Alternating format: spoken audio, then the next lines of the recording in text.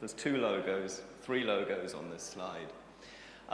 Firstly, thank you very much to all who've organized UDS, because you've also organized our part of it.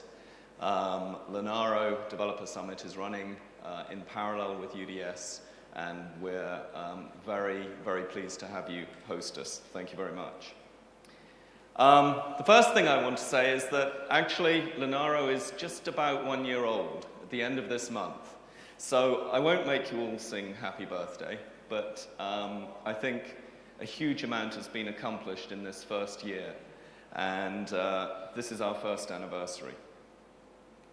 So I wanted to talk a little bit about some of the things that have changed in this last 12 months that obviously change what we do and also, I think, impact everybody.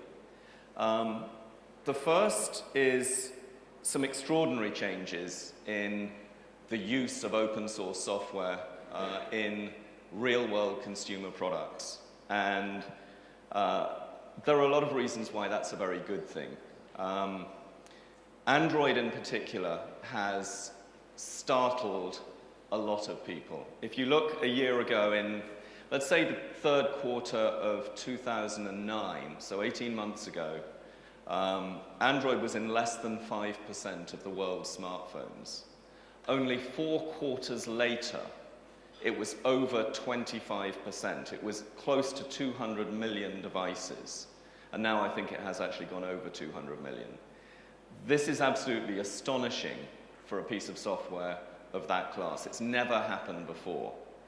And I think this shows the opportunity that is available to all of us. It would be good if Android had some competition. I think that will happen. But as a result, if you talk to the chip vendors, who are obviously the companies that have founded Linaro, Android is very important to them. What's interesting is so is Ubuntu. And so Linaro is now working on both platforms, and a lot of what you'll see here in the Linaro tracks this week are related to Android and how Linaro can help the community work with both Android and Ubuntu together. The second trend that I talked about a little bit in Dallas last time we were together is that manufacturers of consumer products no longer are happy to receive a board support package that's out of date from a manufacturer, have to find a tool chain, have to find a distribution, have to test it before they can even start their product development. Manufacturers need product quality software. And everything I think that we do in the open source world, we need to think about that. And it's very difficult for individual developers to get access to world-class testing facilities for software. So I know Mark's doing a lot of this, about this in Canonical. And we too are building a test and validation platform that will enable us to test on all of our members' hardware in real time, continuously. And that's a very important effort, and I think will help improve the quality overall of software, both when it's created and in a complete distribution. The last trend that I think is very interesting, that's never happened before in the industry, is that if you think about how products are created, it's a very expensive process, and it's out of reach of typically of the community. So if I want to build a board based on TI's OMAP processor, or Freescale's IMX53, or any processor out there today that's state-of-the-art with multiple ARM cores, historically, I've had to build a relationship with that SoC company. I've had to engage with their sales force. And if I'm a small company of 5, 10, 50 people, I'm not their top 5 customers. I might have a product concept that I think can be a world-leading product, but I'm not going to get their attention until I've proven myself. Well, for the first time, these companies are producing low-cost development boards for their latest chips. So for less than $200, you can buy a board today, if you can get hold of one, from TI, from Freescale, and from ST Ericsson. And more are coming. This is extraordinary because it means you can take a 50-person development team and for less than $10,000, you can kit them out, all of them, with state-of-the-art hardware that's production quality. Never happened before. But you need some software, right? And so one of the things that Linaro is focusing on through its landing teams is we're going to deliver product quality software from the latest distributions for Ubuntu and for Android on these low-cost development boards. I think this is actually going to change the way a lot of products are created. Because for the first time, for minimal investment, you can get started developing something with nothing else. You have a complete hardware implementation with complete set of I/O interfaces, expandability on the boards, and you have a software platform that you can get started with immediately. That's product quality. And I'm actually very excited by what the community is going to do with these new tools. I think it changes the game. So there are some key themes that we're looking at in Linaro that I think also affect everybody. The first is there are a number of challenges that the ARM ecosystem faces. It's becoming very, very successful. Billions of ARM chips are being shipped. And because of this, the reason Linaro came into being to consolidate the ARM ecosystem is a significant challenge. Some of you will be aware of a rather heated email thread in the last month or two originating from Linus. This is something that it's actually very difficult for an individual company to solve because every company is part of the problem. And so this is something that I think Linaro can help. Linaro, as Mark said, we cannot prescribe, but we can help the process of collaboration. And there are some very differing opinions on these subjects. So one of the objectives this week is that Linaro would like to help the community to try and improve the way that we do this.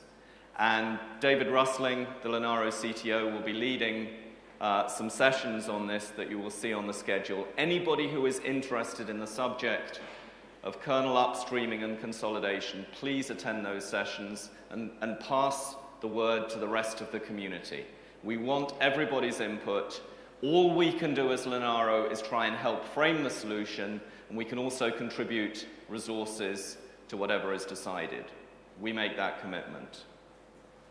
The other area that's also of significant interest, actually across the entire Linux community, is memory management, particularly for graphics processors.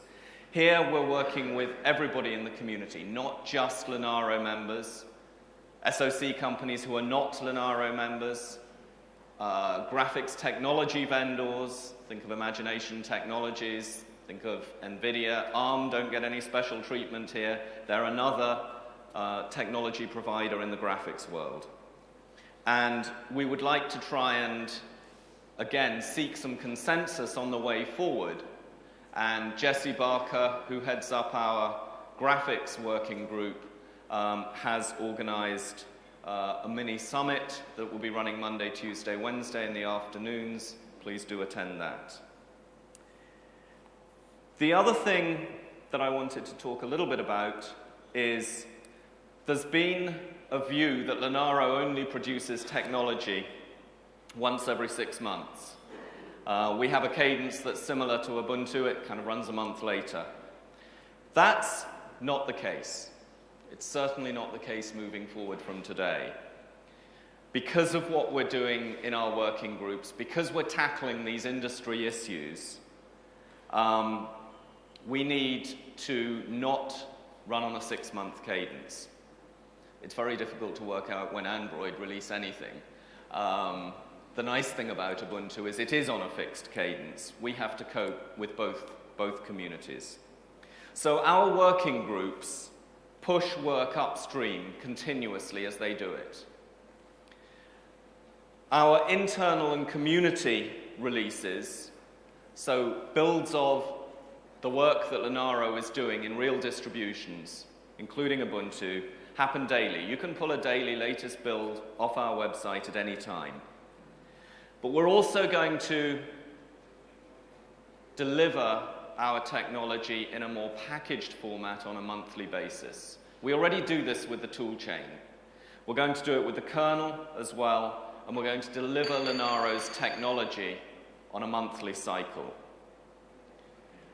We will support those releases to the community and the users of that technology. So there will not be a Linaro 11.11, except that there will be a release of Ubuntu on that schedule, but there will be monthly releases of Linaro's technology so everybody can get access to it as soon as possible. The third theme in Linaro moving forward is that we're looking to the future. There's a lot of things going on in the industry at the moment. In our world of chips, ARM are bringing out the new A15, Cortex A15 this year, through ARM's partners. And we will be working on that and making sure that, again, for the first time, for such a powerful chip, there will be enablement in the open source world when the chips are available. Not a year later, not 2 years later. Everybody is going to be on the same playing field. There's also been a lot of talk about ARM servers. Most of our members today are focused on the mobile platform, and that's where the majority of Linaro's work is being done, on mobile and embedded devices. But in future, there clearly is going to be a market for ARM-based servers, and it's a very exciting one. So in Linaro's CTO office, we're doing some early work on that, and anybody who's interested in this topic should spend some time with David Russling, and there are some sessions on this week. So who's going to do all this? Well, hopefully you'll recognize at least a couple of these people. On the left-hand side, Kiko, who's our Vice President of Engineering, runs our working groups. We have a toolchain group, kernel, power management, graphics, and multimedia. There are tracks on these topics. If you're interested, everybody is welcome.